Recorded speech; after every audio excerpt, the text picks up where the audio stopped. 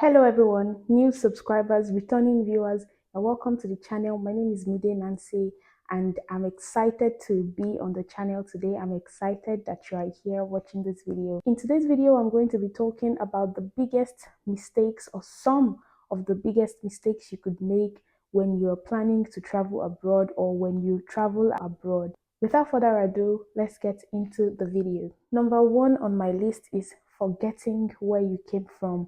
You need to ask yourself the question, what led me here? Why am I here? Why am I not back in my own country? So do not forget the reason why you came and let that be one of your drives. Just remembering the reason why you left your country. Now, the reasons can be unemployment, can be, looking for greener pastures. It can be just to have an higher education from a recognized university in the world. It can just be change of environment. It can be anything, but do not forget the reason why you came. Closely related to that is my second point, forgetting those who you left back home. Many people travel out and they feel like it's now all about me, like they kind of have the me mentality. Do not forget your friends, your family. It happens a lot these days, like you just break your friendships that you've built for years just because you traveled out. Yes, we are very busy, and I'm a testimony to that. Like living abroad can be very busy, but because I cherish my friends back home a lot, and I know that we've come a long way, I make conscious efforts to keep my relationships with my friends and loved ones going. My parents, I talk to them every week. My siblings, I talk to them almost every day in a week, trying to catch up with them. So I've kind of created a routine around it in a way that even when my friends and loved ones do not hear from me for a while, they're like worried and everyone is like trying to check up on me. As long as the people that you left back home give you peace, as long as they're not like people who kind of guilt trip you and make you feel like you're useless or something, remember the child of who you are. Growing up, our parents will always tell us these things, at least where I come from. Like if you're leaving your city and going to a different city for university, for education or whatever, your parents, my parents or our parents will always tell us, do not forget the child of who you are. Remember the son and daughters of who you are. That way, like do not forget the morals that your parents already instilled in you. Because many people travel these days and they're just like, I'm out of this country. I do not care anymore of the morals that they've taught me, and then you just want to like blend into the new culture. Now there's nothing wrong with trying to like mingle and blend in and learn the new culture of where you are living, but do not forget the ones that you came with and the ones that have actually shaped you to be the person you are today. My third point is that do not forget God. Taking myself as an example, I could have come to this country and decided that, oh, since this is a country that's like God is not really everywhere, you won't see churches or anything like places of worships everywhere on the road that constantly remind you of faith of God. In this country, it's a developed country. There's like water, there's like electricity, there's everything that I need. Like some of the things we always pray for back home, like we have everything here. So there's really no point for me like praying for these things or asking God to help me, because I'm here, I'm going to be helped. Like I'll definitely get help. These people do not believe in God and their lives are good. Like I've developed such mentality upon arriving abroad, but I decided that I was going to stick to what I believe in, what's been working for me. So if anything self, I think I even like got closer to God upon moving out of the country. And that is how it should be for every one of us. I feel like if you are someone if you are someone who had a good relationship with God before traveling out of your country, do not be like an hypocrite. Then when you move out of your country, you just feel like my relationship with God is ending here. Thank you, adios. It's just like people that are in committed relationships who maybe one of the partners like travel out of the country and the next thing they're like ending the relationship. No disagreements, nothing. I mean, this is not to downplay anybody or talk down on anyone. I just feel like it's kind of like the same with God, and you just be like, oh God, I'm leaving Nigeria. I don't really need you. I'm going to find something else to feel myself. Like I now have the power of my own. I can do whatever I want now. It is my knowledge that is going to see me through in this country. I'm sorry, I didn't plan to preach, but it is important. So do not forget God. That's one of the mistakes you could make when you travel abroad. Okay. My fourth point I have here is being reckless with money. that is one of the hugest, if that makes sense. That's one of the biggest mistakes you could make. Now you're in the country. Yes, you are working and you are earning, because many of us unfortunately come from countries where you work so hard and then you are not like remunerated enough for the work that you are doing. That's why many people want to travel out of those countries, so they get to countries where they have to like work hard and get paid as they deserve.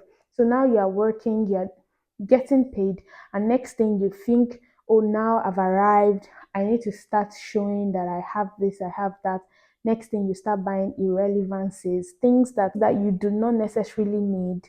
They're just wants, just because you want to just prove that now I'm using the latest things. I heard of people, like I watched videos of many people made mistakes, when they traveled out of the country, like for example, you just got to a new country, because you know that the country operates on a credit system, you can buy several things on credit. Next thing, you're on a student visa. Next thing, you're going to get like the latest iPhone on credit, with the hopes of paying like in installments over like a span of 2 years. Then you get a MacBook, one of the latest or even the latest, or you get a car like when you actually do not need it, because the transportation system is like very good. Like you can schedule your outings and everything is perfect. Like you do not necessarily need these things. You could want them just to live a good life. Like, oh, I mean, I can pay over 2, 3, 4 years, so there's no reason why I shouldn't get this credit. Try as much as possible to live on less debts. If you are going to have debts, let it be the most minimal thing, not like, I mean, thank God for France. It's not a country that operates on credit. So we weren't introduced into things like that in this country. There's nothing like increasing your credit score. There's nothing like buying cars. I mean, I feel like there's some sites where you can buy certain things on credit, and some mobile networks that could give you like a phone where you get to pay instrumentally over like 2 years and everything. I think those things also exist in France, but like it's not a big deal. It's not something that everyone's doing. Like, to the best of my knowledge, I discussed with my bank advisor recently, and he told me that, oh no, we don't do all that. If you ever need to borrow money in the future, like mortgage or whatever, they're going to like, give you the mortgage and whatever you're asking for money for based on your bank behavior, like how much is entering your account, how do you spend? Like they just want to see if you're kind of prudent and if they can trust you, that that's what they're going to base it on. They're not going to base it on the more you have borrowed. So save as much as possible. Like save, like you're going to need your savings. Like I cannot repeat this. You're going to need your savings. For like about 4 or 5 months last year, I wasn't working. I was searching and searching and searching for summer jobs. I didn't get anything, and I could only survive and depend on my savings to pay my rent, to feed myself till I found a job. So do not underestimate the power of savings. If you must invest, invest legitimately, legally. Like look for, like, not all this like schemes that tell you to drop 1,000 to get 1,005 in 2 days. All those things are not investments. They're just like schemes, and it's a 50-50 chance. Someone else might have made money through it, but you might not be the lucky one. It might end when you put your own money in it. So if you must invest, invest in things that are like, meaningful. Make sure you make findings and see that someone else has gone through this, it has invested in certain things, and it has yielded for them over like a couple of years. So me personally, I've not started investing. Is I'm hearing invest, invest, invest. I'm kind of making my researches, because currently, like, I don't have like a fixed amount I'm earning monthly. So I want to be able to invest when I know that, oh, I'm on a kind of like long term contracts where I know that this is the amount coming in for me. Because if you're investing money and you don't have money to eat, you don't know what to use to pay your rent, you cannot survive. What's the point of the money I'm investing? So that's why if you are not in a position to invest yet, you can start with savings. So just save, and then when you are on a more permanent like situation, you can now look into long-term investments, money that you know you are not gonna need in the next 2, 3, 4 months. You can invest them. So I know I said earlier that do not forget those at home, But if those at home are constantly like, you don't have, but they are constantly guilt tripping you and gaslighting you, like, oh, see the picture you posted today and you did not send me the money I asked you yesterday. That is totally not healthy at all. Like, of course, do for your friends, do for your loved ones as God blesses you in the best of your capacity, if that makes sense. But do not keep contact with those people who were not your friends back home and suddenly they're your friends now, and the only thing they ever ask for is money, and not even because they need, but because they think that they're entitled to the money, because they feel like, oh, you are posting nice pictures, it means you are rich, it means you have money. I mean, I've heard of situations where someone said they sent 20, 30 Nigerian thousand, and then the people over there did the conversion in like pounds or dollars, and they're like, oh, so you just sent me $20. Oh, take your money, it's not even worth it. So people like that are definitely ungrateful. If you still want to, if you feel led to, you can continue to send them money. But if you don't feel led to, if they're going to like, block you from having like a little bit of savings, you need to actually like, X them. Another mistake that you can make when you travel abroad is not having a community of people around you. It's not because you need money from these people, it's not because you need them to feed you.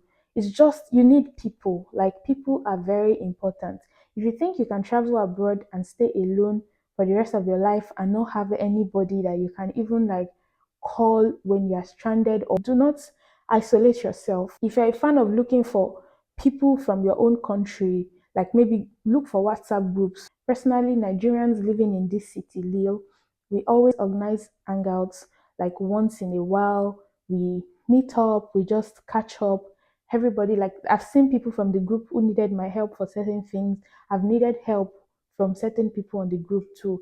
So you need a community of people, except the community is a community that is kind of draining you. Like, you're always the one on the giving end. You are not like really, like, it's not profiting you in any way. I mean, it shouldn't be a give and take thing, but if you feel like you are just better off not associating with them, then do you, and look for another community. You can join a book club, you can join, I know someone that joined, I think, a reading club with international students. You just meet other people.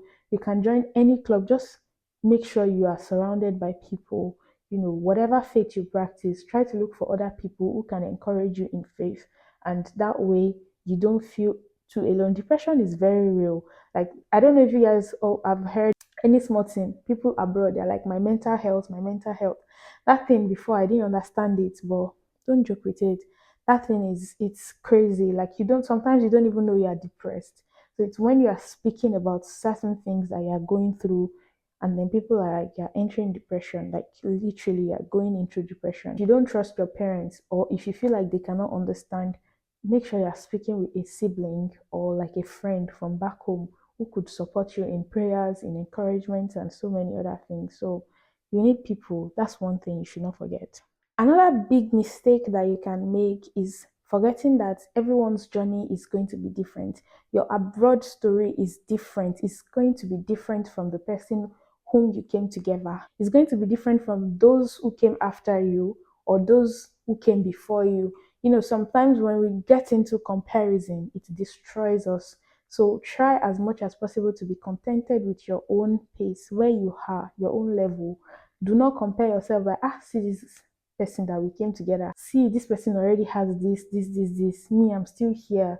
Like, when you get into that, that's literally one of the major things that can tear you apart, because you start trying to be like them, you start trying to look for other things, you feel like, I'm not doing enough. You start kind of burdening yourself with a lot of things, guilt tripping yourself. Just accept your own pace. Accept your own pace in life. Whether you are back home in your country or you're abroad, you can't compare yourself. Because at the end of the day, it's not the person who goes first who wins the race. Some people who are doing well today might end up, remain stagnant at a point, and those who are still kind of struggling to, make ends meet and everything will be the ones to actually become more achieved in life before. So this whole life journey, it's individual. And if you have anybody like that in your life that's constantly making you compare yourself with other people, it could be a friend, it could be like a family member, it could be anything. Try as much as possible to reduce your communication with those people. If they are constantly on your neck telling you, see this person, see this person, see this person, see you, see this person, see this person, that is not encouraging at all. Because that's the only thing that's leading many people to illegal like jobs and illegal things, scamming people and all, because they also want to kind of make people proud of them. They want people to also mention their names when they are mentioning names of people that have made it in life. So they think they're doing you a favor, but at the end of the day, they're not doing you a favor. So you need to block out that voice. That way you can take your own time, breathe, and walk in your own pace. Another mistake, and this one is very important, that you can make when you travel abroad, is thinking that abroad is only a land of milk and honey. Yes, it is in a good way, and it is also a land where you can fail. It is a place where you can meet your downfall. You might even experience worst things that you never experienced when you were back in your country abroad. I know of people who have traveled abroad and they incurred debts upon debts upon debts, unpayable debts. Some got deported. So now they don't have anything because they sold everything that they had. They sold it to be able to travel, and they couldn't, double up those things. They were deported with 0 naira. Now they have debt abroad, debt in their own country, and they just want to just end life because, when you're, I know that there's this thing about Nigerians. I don't want to say Africans, that when you're traveling, everyone thinks that, oh, in the next couple of months, you'll be sending money, you'll be there, you'll be the happening person. Everybody's using your name to brag in the family. This person has gone to this country, UK, this, UK, that. You now think that because of that, when you have a small failure, your life is over. You will fail abroad, you will have downfalls. Like I said, you will lose money because you will invest, or you will just put your money in certain places, even legal things like, oh, like, okay, I have a friend that paid acceptance fee for like a university, for, like a huge amount of money, whereas she got another like admission where she didn't need acceptance fee, and those ones, so she wanted to, collect the money back from the first university, and they're like, oh no, it's not refundable. And I've also fallen victim of that severally. Like, I can't even tell you the amount that I've lost since 2020 when I came to France. Like, from 2020 to 2024 now, almost 4 years. Roughly the amount I've lost can buy me two cars in Nigeria or even in France. Like, it's a lot of money, right? That I've lost on several things. And it's okay. It happens. Like, it's adulthood. You're getting to live your life. You will learn from the mistakes that you are making. You will learn from the money that you are losing. You will learn from your failures. You think the path was straight for all these big, big men and women that we're hearing about today? Those people who are like at the forefront of, like, world this, world that, like successful people we can call successful people in life. Like, do you think their path was straight? Like, oh, they finished bachelor's degree, they had their master's degree, they finished, did their PhD, had that one, got a good job, traveling from one country to the other. Do you think that's how their story? Many of them, some started at the age of 30, some lost and lost and lost and picked up again at 50. Different type of setbacks and different downfalls have happened to all these people, and they were still able to pick up pieces of themselves and, be who we know today. So do not wallow in self-pity. Do not wallow in your failures. Do not wallow in your loss because the best is still coming. So you need to constantly encourage yourself, lift yourself up. Fine, maybe people back home gave you an ultimatum like, oh, in 1 2 years, by this time next year, you should already be able to have your 2 feet on the ground. You should be able to, be spitting out money. And when that 2 years come and you realize that you still cannot, like, pinpoint where money has gone to, you don't have this, you don't have that, do not feel like a failure. Just look at it as an avenue for you to actually double up and continue doing what you're doing and continue praying and continue hoping for the best. There's a bonus, just a bonus. The last mistake you can make is thinking that your life is in the hands of someone. So many of you, they've told you when you go out of your country, make sure you look for someone that you can rally around with. It can be like, for guys, look for a lady that you can, try to, like, a white lady or someone who has papers, like a citizen of the country, and try to, make sure you're in a relationship with the person, quickly get married to that person, use them to get your papers, use them to do it. Who told you that you're not going to get your own papers if you work like hard, if you do your thing? Why are we always looking for shortcuts? Like, why would, as a lady, why must I marry a man that is also willing to marry me? I don't feel like my why must I marry a man because I feel like my life is in his hands, my prosperity is in his hands, like my success in this land is in his hands. Like, why should that be the yardstick? Like, it doesn't make sense to me. Like, if I continue doing the things I'm doing, of course it's not an easy route, but I continue to do the things I'm doing. In a couple of years, if I desire to be a citizen of the country I'm in, I will be eligible enough to apply for it and follow due process and become a citizen on my own. And that way, my success, my prosperity, and everything is not in the mouth of, it's not like in the hands of anyone. Nobody's saying that I made you. If not because of me, you wouldn't have been able to stay back in this country. Didn't you use me to do this? So just try your possible best to do it yourself. You can get there, you can achieve it yourself.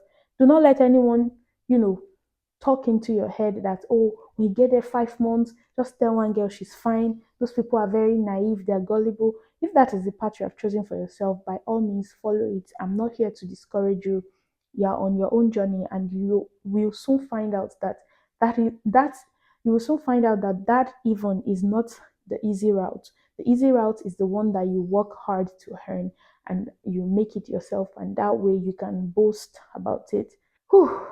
We've come to the end of the video. I hope you enjoyed watching this video. If you did, please give this video a big thumbs up. Click it right now. Subscribe to the channel if you are new, or if this is your first time seeing me, please click that subscribe button and join the family. And if you have questions, leave them in the comment section below. Let's get the comment section juicy. Ask me any question you like. If I have a lot of questions, I'll make a Q&A video and answer these questions. You can also reach out to me on my social media platform. My name is Mide_Nancy on every platform. You can send me an email as well to ask your questions, and I will be glad to answer these questions. Do not forget to share this video with your friends, your brothers, or your entourage, people who you know are planning to travel out of the country very soon. So I look forward to seeing you guys in the next video. Bye.